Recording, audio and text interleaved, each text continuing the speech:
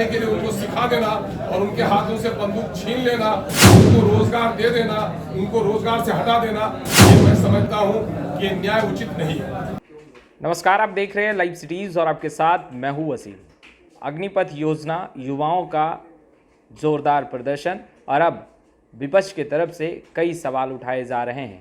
सवाल यह है कि बंदूक चलाना सिखाना, हाथों में बंदूक देना और फिर बंदूक छीन लेना, युवाओं को रोज़गार देना और युवाओं से रोज़गार छीन लेना है, ये कहाँ से उचित है। देखिए, AIMIM के विधायक अख्तरुल इमाम ने कई गंभीर सवाल उठाए हैं और सत्ता पक्ष पर निशाना साधते हुए क्या कुछ कर रहे हैं, सबसे पहले आप वो सुनिए। ये खबरें अभी मिल रही हैं, इस मामले में हमारे मरकजी सदर, जो हमारे राष्ट्रीय सदर हैं जनाब बैरिस्टर असदुद्दीन ओवैसी साहब, इस मामले में उनका जो फैसला होगा बिहार की इकाई अग्निपथ को लेकर के बिहार में खास करके बहुत बवाल है। विपक्षी पार्टियां रही है, राजभवन मार्च, कई तरह के विरोध कर रहे हैं। आप लोग का स्टैंड है, क्या लगता है कितना सही है? जिस तरीके से अन्य जो पार्टी है प्रोटेस्ट कर रहे हैं, आप लोग कहीं हम भी प्रोटेस्ट कर रहे हैं, हम भी कहीं पीछे नहीं है। मेरा असेंबली में अपना एक अलग मेरी एक आइडेंटिटी है, तो मैं अपने तौर पर कर रहा हूँ, मेरे पार्टी के लोग हर जगह कर रहे हैं। मुल्क भर में दलितों पर, पिछड़ों पर, शोषितों पर या किसी पर जात पात और धर्म से ऊपर उठकर जहाँ भी जुल्म हो रहा है, उस पर अगर आवाज कोई पार्टी उठाती है तो उसका नाम मैं कह रहा हूँ कि सेना की जरूरत कोई टेम्पोररी नहीं है, सेना की जरूरत तो हर दिन के लिए है। तो उनकी बहाली ये टेम्पोररी तौर पर करना और फिर मैं समझता हूँ कि 75-76 नौजवानों को फिर 4 साल के बाद बाहर का रास्ता दिखाना, बंदूक चलाने के लिए उनको सिखा देना और उनके हाथों से बंदूक छीन लेना, उनको रोजगार दे देना, उनको रोजगार से हटा देना, ये मैं समझता हूँ कि न्याय उचित नहीं है। सर, ये आपके विधायक लोग के टूट में खबर आई थी, कई विधायक दावा कर रहे थे कि कई विधायक। देखिए, अफवाह फैलाना और अफवाह की पैरवी नहीं करनी चाहिए।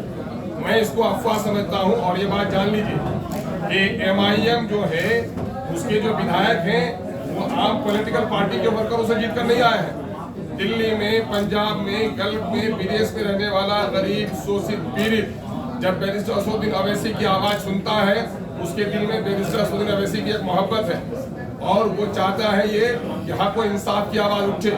जो पार्टी को धोखा देंगे तो वो दलील होंगे ही, लेकिन ये जो पार्टी तोड़ने की कोशिश करेगी उस पार्टी को भारी कीमत चुकानी पड़ेगी।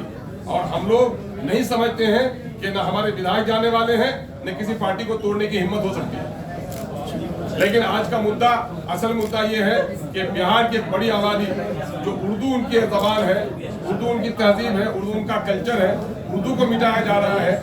उर्दू की बका की लड़ाई हम लोग लड़ रहे हैं। उस मामले में मैं समझता हूं कि जमहूरियत के चौथे स्तंभ आप हैं और आप हक और इंसाफ की लड़ाई लड़ने में हमेशा अग्रसर रहे हैं। देश की आज़ादी हो, इमरजेंसी का मामला हो, मीडिया ने बड़ा रोल अदा किया है। हम समझते हैं कि अपनी गंगा जमुनी तहजीब, एक बात मैं कहता हूँ कि गंगा और जमुना जहाँ मिलता है वो संगम है और जमुना सूख जाए तो गंगा की लहरों से पवित्र प्रयाग आपकी प्राप्ति नहीं हो सकती है।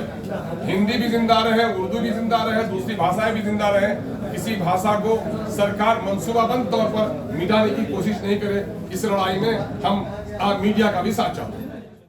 तो आपने सुना, AIMIM के विधायक हैं अख्तरुल इमाम साफ तौर पर कहते नजर आ रहे हैं कि सदन के अंदर भी जोरदार विरोध करेंगे। जिस तरीके से युवा सड़कों पर उतरे और सरकार चैन की नींद सोती रही और अब भी कई सवाल हैं, उन सवालों को लेकर वो आगे बढ़ेंगे और कहीं ना कहीं युवाओं का हाथ मजबूत करेंगे। बेरोज़गारी जिस तरीके से लगातार बढ़ रही है और अग्निपथ योजना को लेकर जिस तरीके से युवाओं में गुस्सा दिखा, उन तमाम विषयों को लेकर सदन में भी गरजेंगे। खैर, लाइव सिटीज़ के साथ बने रहें। अब तक आपने हमारे चैनल को सब्सक्राइब नहीं किया है, तुरंत सब्सक्राइब कर लें। आपका बहुत बहुत शुक्रिया।